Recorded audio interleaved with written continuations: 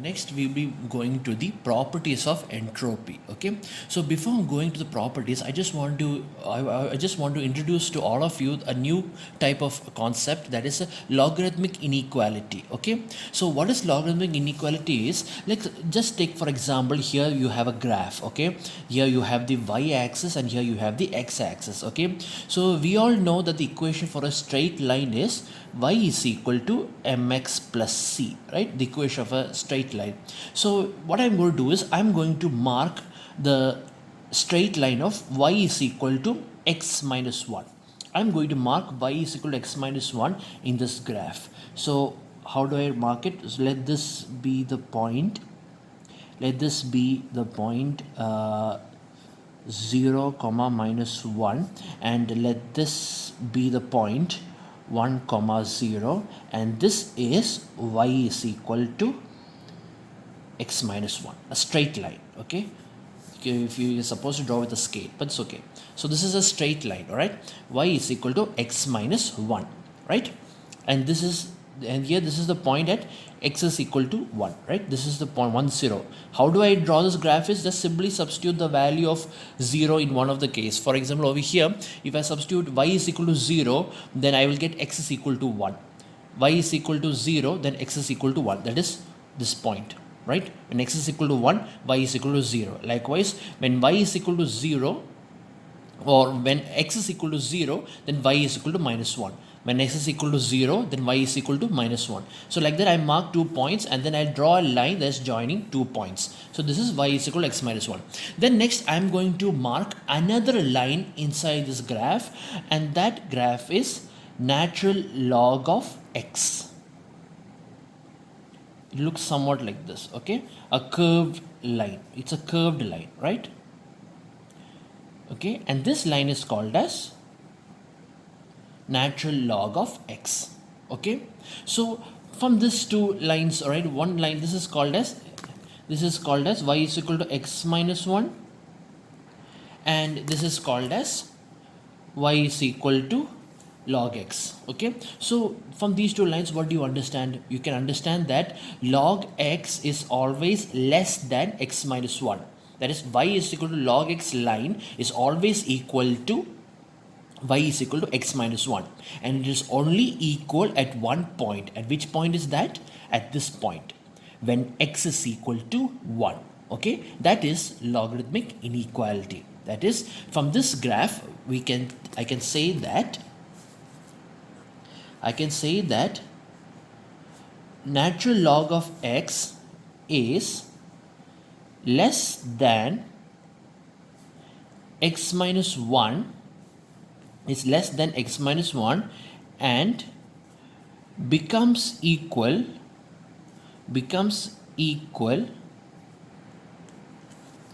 when x is equal to 1. This is logarithmic inequality. Okay, or in other words, natural log x is less than or equal to x minus 1, equality if x is equal to 1. This is the statement of logarithmic inequality. Okay, and there's also another equation, same like this. Another equation, all you need to do is simply multiply both the LHS and RHS with minus 1. So what this equation will become, if I multiply this with minus 1, then this will become, this will become minus log x, natural log x less than or equal to, and this will become minus of, so therefore the sign will change, right? The sign will definitely change. So this will not become less than or equal, this will become greater than or equal to x minus 1, right? If you multiply it with minus 1, then the sign will also change. So less than or equal will becomes greater than or equal to, and minus log x is nothing but log 1 by x. So therefore natural log 1 by x is greater than or equal to, and this is 1 minus x, right? 1 minus x, not x minus 1, this is 1 minus x. So natural log 1 by x becomes greater than or equal to 1 minus x. Equality equality if x is equal to 1. Equality if x is equal to 1. This is also another logarithmic inequality statement. Okay. This is also another logarithmic inequality statement. Alright. That is, the first statement is log x is less than or equal to x minus 1 and becomes equal if x is equal to 1. And the second statement is that log 1 by x is greater than or equal to 1 minus x and becomes equal if x is equal to 1. This will become equal at x is equal to 1, because only at this point only both the line coincide, right? That is why these two values will become equal only when x is equal to 1. Okay, and usually out of these two statements, this is the most number of times we'll be using this statement. Okay, most number of times we'll be using this. Most number of times we'll be using this statement. The reason behind this is that because we know the equation for entropy, that is h of s is equal to sigma k is equal to 1 to q pk log 1 by pk. h of s is equal to sigma k is equal to 1 to q pk log 1 by pk. So you see this log 1 by pk over here. So since this is having a log 1 by pk over here, to make use of this, we'll be using the second equation. Okay, that is why we will be using this. Is the most commonly used equation in the subject. Okay. And oh yes, and one more thing also I need to understand here, the log is the base of this log is 2. Over here the base, this is a natural log, that means the base of this log is exponential function e, right? Exponential function e. So how do I convert from one base to another base? How do I convert the log of one base to a log of another base? You have studied that in school. That is, there's an equation. What was that equation? Log let me see, x to the base a by log b to the base a is equal to log x to the base b. This is the equation, right? We have studied this equation in school. So this equation will help you to convert the logarithmic function of one base to another base. So here the base is e, and here the log function that I said before, this is bits per symbol, right? So therefore the base is 2. So here how to convert is that you simply substitute the value of a as, let me see, substitute the value of a, so I want is b, right? So that means substitute the value of a as 2 and b as e. Substitute the values, put a is equal to 2 and b is equal to e. So what will happen? Let me see. So this will become log x to the base 2 by, and this is log e to the base 2 is equal to, and here log x to the base e. Log x to the base e is nothing but natural log x. So therefore log x to the base 2 is equal to log e to the base 2 into natural log of x, right? So we'll be using this equation in our derivation, right? The reason why I have taken this topic, right? The reason why I have taken this topic is because this equation we'll be using in the coming derivations, okay? So now after understanding this, let's move on to the properties of entropies, right?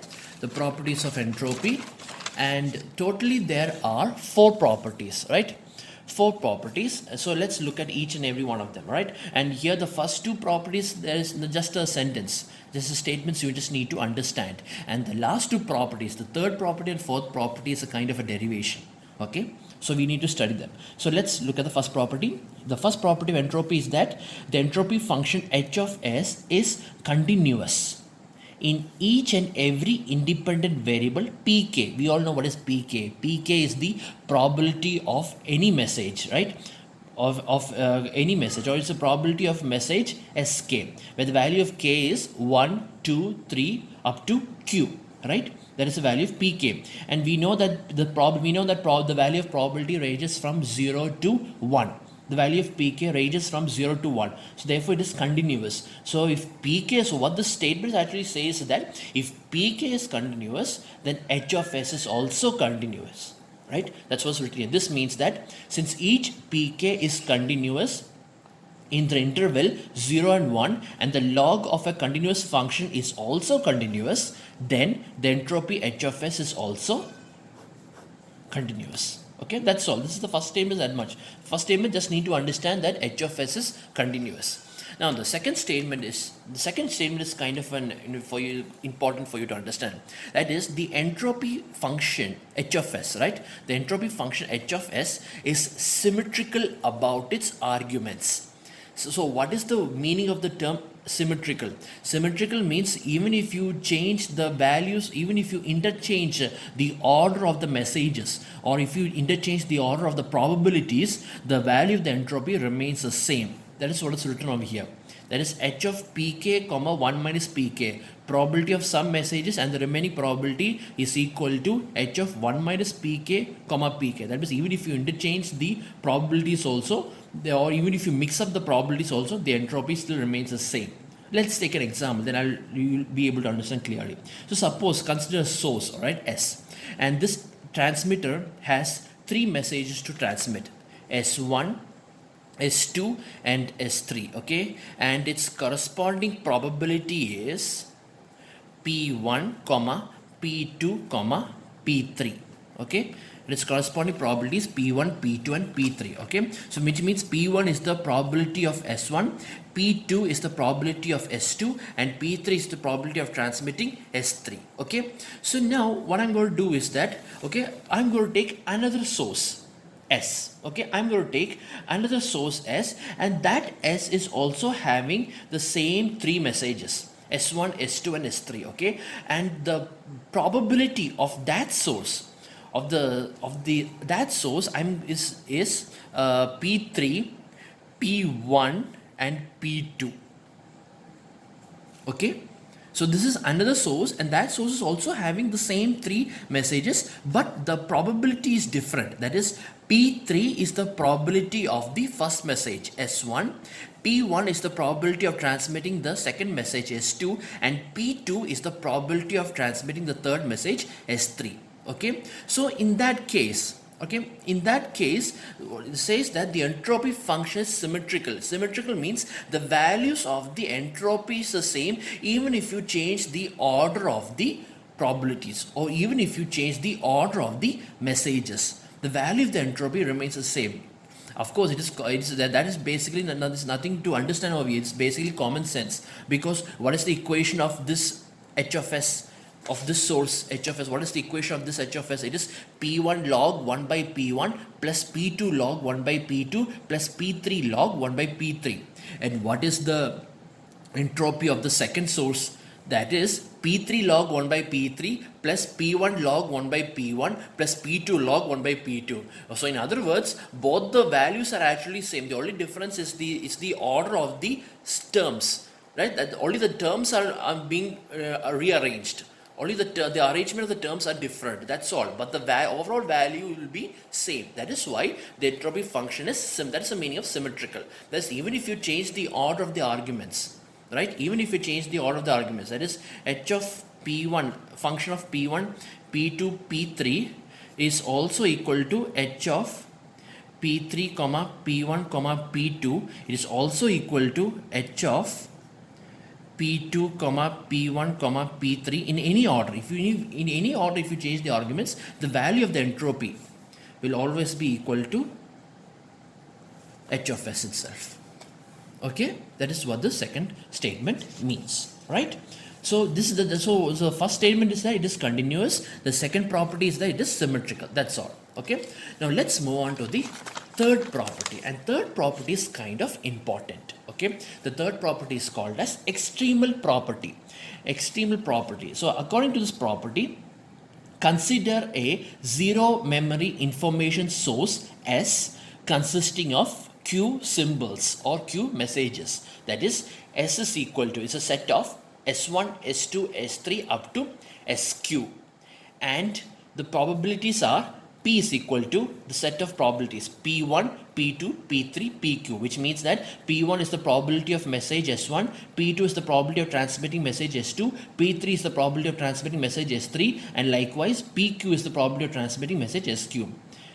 Then the maximum value of the entropy is h of s max is equal to log q bits per symbol. So this property actually defines the maximum value of the entropy, and always the maximum value of the entropy is log q. What is q? Q is the number of messages or number of symbols in the source. The number of messages or number of symbols that the source is going to transmit. That is q. So therefore the maximum entropy is log q. So how did you get this? This is what you need to understand. Okay, this property is very important. So what we do is now I'm going to derive this property. So we know that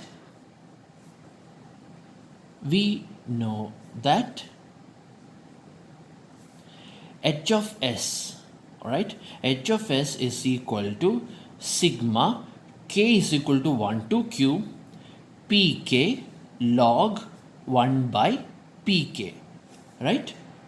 So now I'm going to consider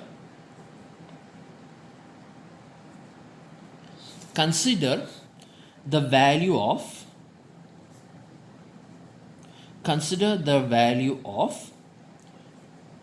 log q minus h of s. Okay, I'm going to find the value of log q minus h of s. Okay, just see, for now you might not understand what is the significance of it, but later you'll understand. So log q minus h of s, I'm going to find the value. So what I'm going to do, we know the equation for h of s, right? So I'm going to substitute this equation over here. So this equation will become log q minus, and h of s is sigma k is equal to 1 to q pk log 1 by pk.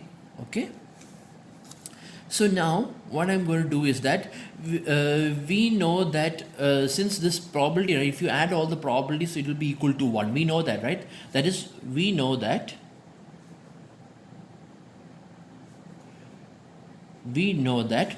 sigma k is equal to 1 to q pk is equal to 1, right? Sigma k is equal to 1 to q, pk is equal to 1. That is p1 plus p2 plus p3 up to pq is equal to 1. That's what this means, right? If we add all the probabilities, it will be equal to 1. And so what I'm going to do is say, we know that 1 into log q is log q itself, right? 1 into log q. So that one I'm going to apply this equation. That means then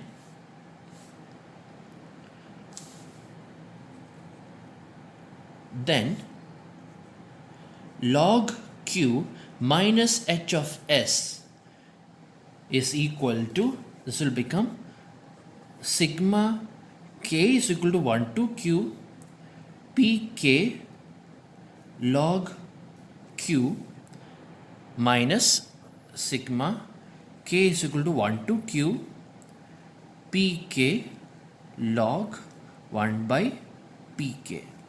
Okay, and this from here, now what I'm going to do is that I'm going to take sigma k is equal to 1 to q pk as common. So this will become sigma k is equal to 1 to q pk into, this will become log q minus log 1 by pk. Okay, log q minus log 1 by pk. So what is minus of log 1 by pk?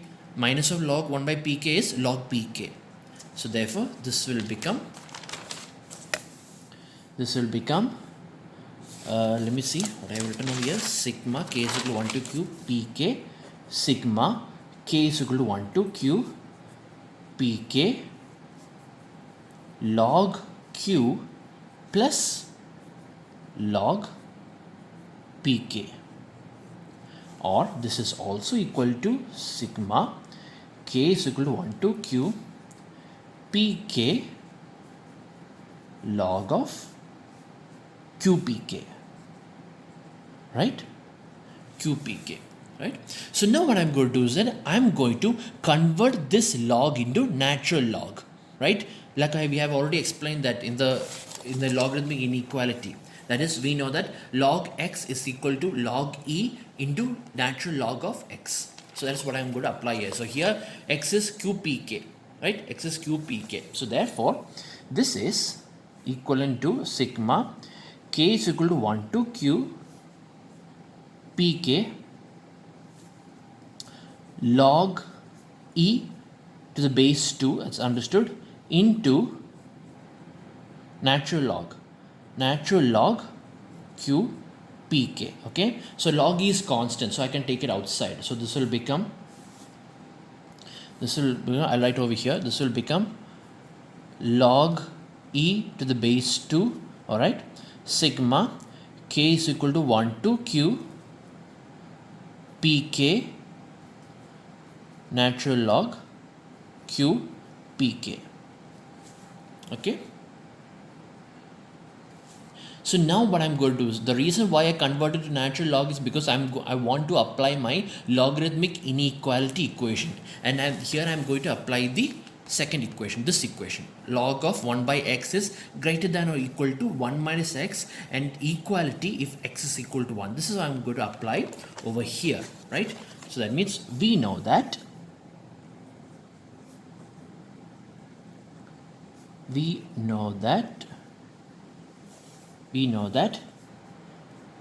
natural log of 1 by x is greater than or equal to 1 minus x, and equality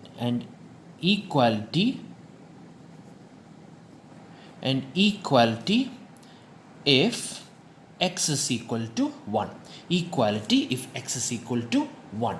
So this I'm going to apply here. So here the value of x is 1 by qpk. The value of x is 1 by qpk. So therefore log q minus h of s, right, it becomes greater than or equal to, right, greater than or equal to log e to the base 2 sigma k is equal to 1 to q pk into, and this log of qpk will now become 1 minus x, that is 1 minus x is 1 by qpk, so 1 by qpk, 1 minus 1 by qpk. Okay, so now what I'm going to do is that I'm going to multiply pk inside this, so this will become, so therefore log q minus h of s becomes greater than or equal to, right, it becomes greater than or equal to log e into sigma k is equal to 1 to q. Okay, so if I'm going to multiply pk inside the bracket, this will become pk minus, and the second term is pk will cancel, and you will get 1 by q. Okay, and this can also be written as greater than or equal to log e, okay, log e sigma k is equal to 1 to q, applying sigma inside the bracket, so this will become sigma pk minus sigma k is equal to 1 to q into 1 by q. Okay, so this is greater than or equal to log e to the base 2, and this is, we know what is sigma k is equal to 1 to q pk. Sigma k is equal to 1 to q pk is 1 minus, and what is sigma k is equal to 1 to q into 1 by q, which means, this means that 1 by q is repeated q times, that is 1 by q plus 1 by q plus 1 by q plus 1 by q up to q times. So therefore this is nothing but q into 1 by q, right, and q and q will get cancelled, so this is basically 1 minus 1, which means this is nothing but greater than or equal to 0, or in other words log q minus h of s is greater than or equal to 0, right, or in other words h of s is less than or equal to log q. H of s is less than or equal to log q. That means, this means that, so what is this, this condition can only be satisfied if x is equal to 1. Remember that this condition can only be satisfied if x is equal to 1. So what is x? X is 1 by pq, right, 1 by pq. So that means equality, you can write that along here, that is equality if 1 by qpk is equal to 1. 1 by q pk is equal to 1, right? Here also. Okay, the same property, it follows 1 by q base. So it means this is basic, this means that this is always h of s is less than or equal to log q, but equality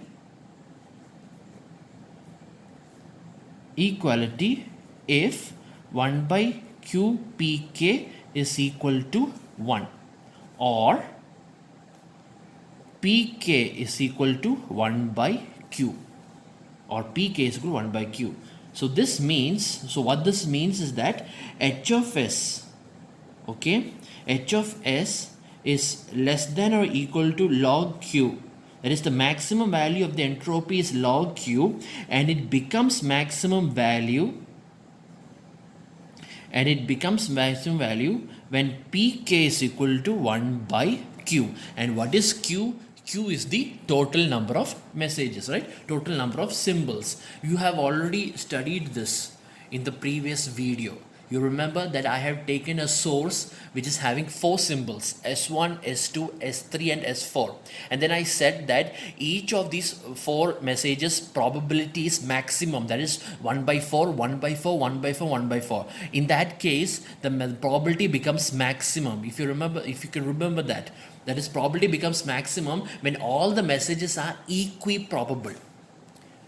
So then in that example, there are only 4 symbols, and each of these symbols are, and probability of each of these symbols are 1 by 4, where 4 is the number of symbols. Same case over here. That means this is what it actually means. That's the entropy becomes maximum if the messages are equiprobable. That is what the third property states. That is the extremal property, right? Extremal property actually states that for a zero memory information source with a Q symbol alphabet, the entropy becomes maximum if all the source symbols are equiprobable, right? So that means, which means h of s is maximum if all the source symbols are equiprobable. If all the source symbols are equiprobable. Okay, this is the third property, which is called as the extremal property, right? So we all know this property. We have already learned this property in the previous video. That is, when does an entropy of a source or of any event becomes maximum? If you don't know anything about it, right? So if you take us in the case of a transmitter, or if you take us in the case of a source, we don't know which message is, or which symbol is being transmitted if all the symbols have equal probability. So we can't predict which symbol is being transmitted, right? With certainty we can't say, because all the symbols are equiprobable, right? That is what this statement actually means. If all the source symbols are equiprobable. Okay. Now the next property, the last property of entropy is the additivity property. Okay. So this property actually also has a very significance in your life, right? This property, you should understand what is this property states. All right. So consider a source S, okay, S, and this S is having Q symbols, right? Q symbols, right? So which means this source is an ordinary source, and this much messages are there for S to transmit, S1, S2, S3 up to SQ. All right. Let H of S be its entropy. So H of S is its entropy. Now suppose we split the last message SQ. Suppose we split the last message SQ into M sub message. That means this last message SQ, I'm going to divide it further. Okay, I'm going to partition it further, and so that SQ will now become, this last message becomes a group of sub messages. That is SQ1, SQ2 up to XQM. So this is totally M sub messages. Okay. And this properties, so if you're going to do this, then this equation will be satisfied. That is, sigma j is equal to 1 to m, pqj is equal to pq. Okay, then the new source will become then the new source. So since I have, this is the earlier source, this is the one, that is there are q symbols, right? So now this time what I'm going to do is I'm going to split the last message, the last symbol, into m sub messages. I'm going to split it. All right, so what will be my new source? It will be S1, S2, S3, S4, S5, S6 up to SQ minus 1. And then after that, instead of the last message, I get SQ1, SQ2, SQ3, SQ4 up to SQM. Okay, then the additivity property is that the entropy of this source, the source in which the last symbol is being partitioned, the entropy of this source is greater than the entropy of the original source, H of S, or H of S. So this is just the name of the new source I have just given, SA. So H of SA is greater than or equal to H of S. This is called as additivity property. Okay, so this is what you are going to derive now in this expression. All right, so here we start with what we already know, right? We know the equation of H of S, right? This consider H of S, right? H of S. So this H of S is our ordinary entropy, right? And we know this H of S can be written as a function of probability, that is H of P1, comma, P2, comma, P3, comma, up to PQ, right? And or this can also be written as, also be written as H of S in terms of its equation. It is sigma k is equal to 1 to q pk log 1 by pk, right? We know this. So now what I'm going to do is I'm going to find the value of H of SA. Okay, so let me find that value. So H of SA,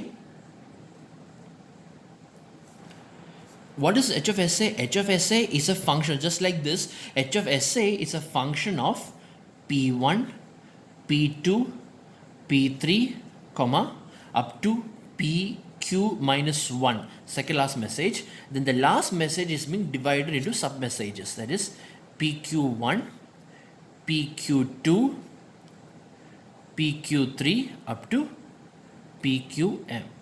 Okay, the last message is divided, so therefore its probability is also divided, right? Its probability is also divided into m sub probabilities. Okay, so how do I write the equation of this? Here you know how to write the equation of this, right? P1, P2, P3 up to PQ. So sigma k is equal to 1 to q pk log 1 by pk. Same way, how will I write the equation of this? So this will become nothing but sigma. All right, so here from P1 to PQ minus 1, it is just like the ordinary H of S equation. So therefore this is k is equal to 1 to q minus 1. From 1 to q minus 1, it works just like before, that is pk log 1 by pk, right? That's from 1 to q minus 1, it is the same, equation remains the same, only the duration is different because the last message is the one that is being divided, right? So plus, and the remaining messages is, let me use another letter, I will use the letter J. So this will become sigma J is equal to 1 to M. 1 to M PQJ log 1 by PQJ. This is the equation of the entropy of the new source, right? So from 1 to q minus 1, we have the old equation, the same equation, and for the last message, to get the entropy of the last symbol, it will become from J is equal to 1 to M PQJ log 1 by PQJ. So this is the entropy of the new source. Okay, so now what I'm going to do is, we all already know that. Alright, see, look at this over here. This is that last term, entropy of the last term is missing, right? Because we know that, see, this sigma k is equal to 1 to q pk log 1 by pk can be written as, if I am going to isolate only the last term from here, that is, which was the last term when k is equal to q. So how this equation will become? It will become sigma k is equal to 1 to q minus 1 pk log 1 by pk plus this will become pq log 1 by PQ, right? Because what I did is that this is the main equation, and what is that? I just separated the last probability, the last entropy, the PQ. I just separated K is equal to PQ term from here. So therefore, this will become, from instead of Q, it will become Q minus 1, the second last term, plus PQ log 1 by PQ. Or in other words, sigma K is equal to 1 to Q minus 1 Pk log 1 by Pk is equal to sigma K is equal to 1 to Q Pk log 1 by Pk minus, this becomes, oh, this thing goes to the other side, minus Pq log 1 by PQ. Okay, so now I'm going to substitute this equation. I'm going to substitute this equation over here. Okay, I'm going to substitute this equation over here. So therefore, H of SA will now become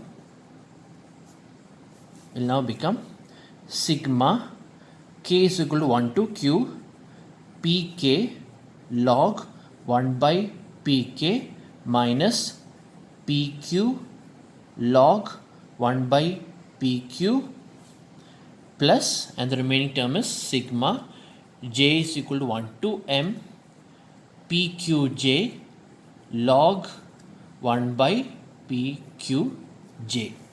Okay, hope you understood this. So what is this? Sigma K is equal to 1 to Q Pk log 1 by Pk. Sigma K is equal to 1 to Q Pk log 1 by Pk. It is H of S.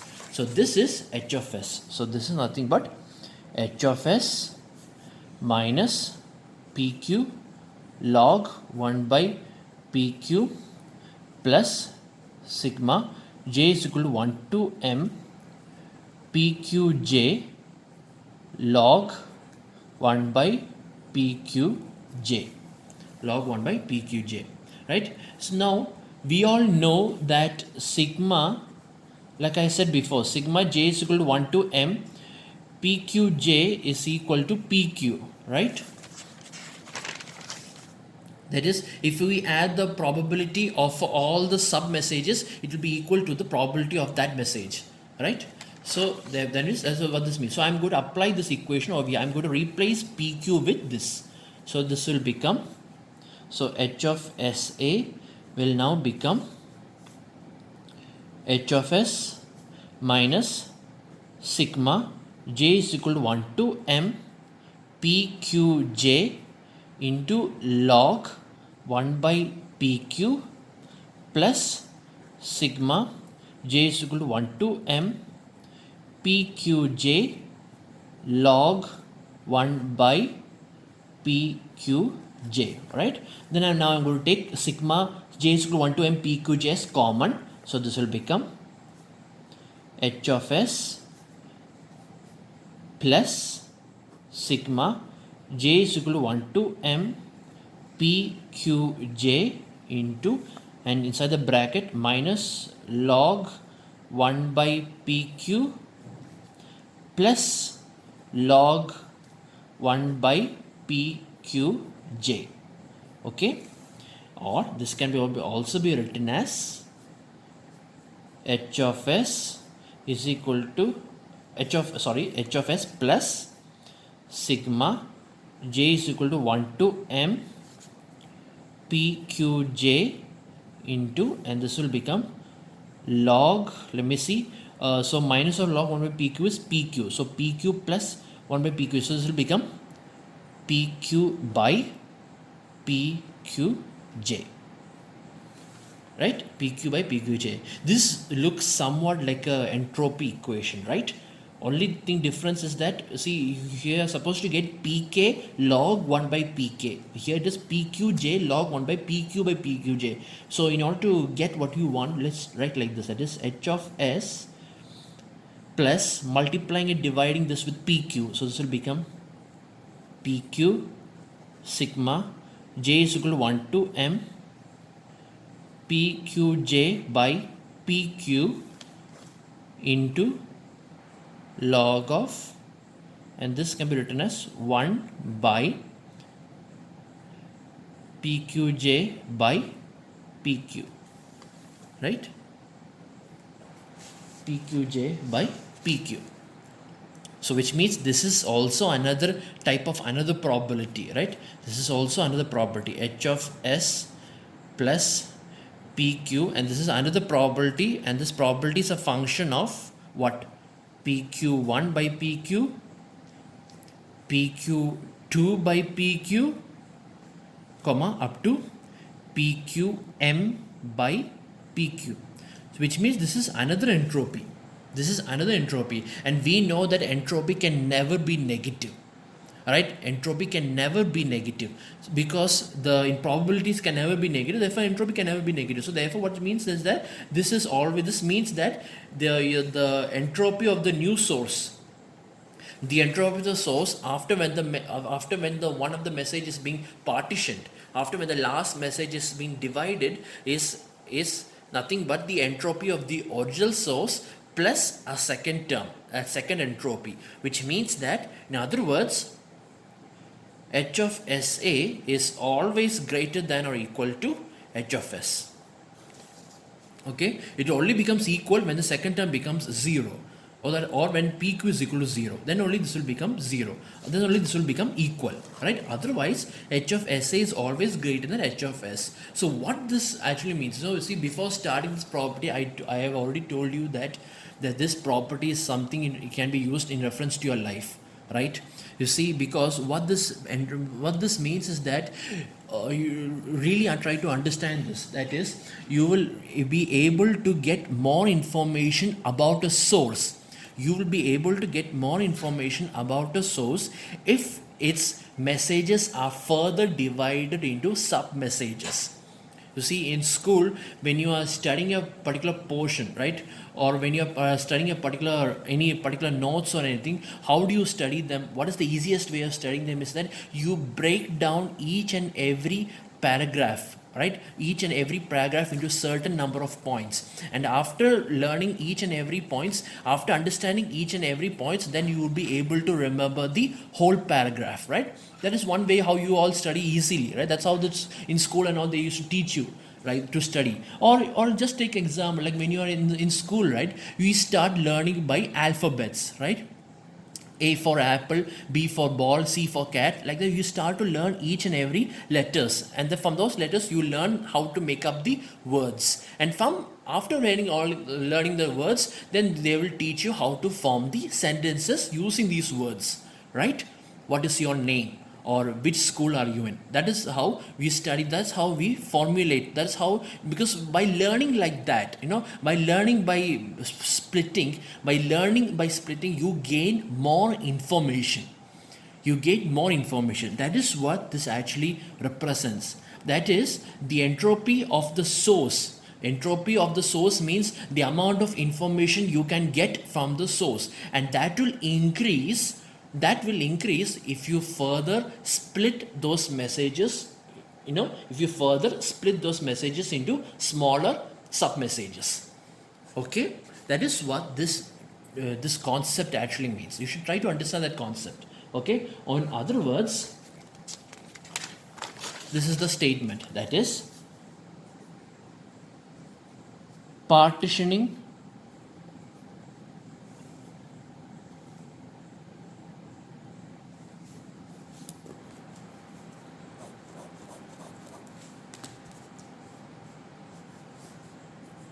partitioning,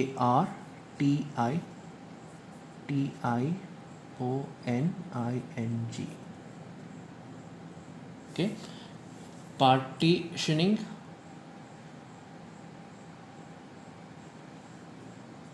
of symbols, let me see, into sub symbols.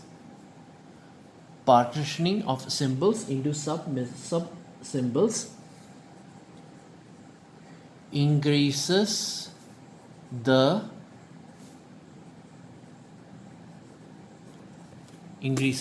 entropy. This is the statement.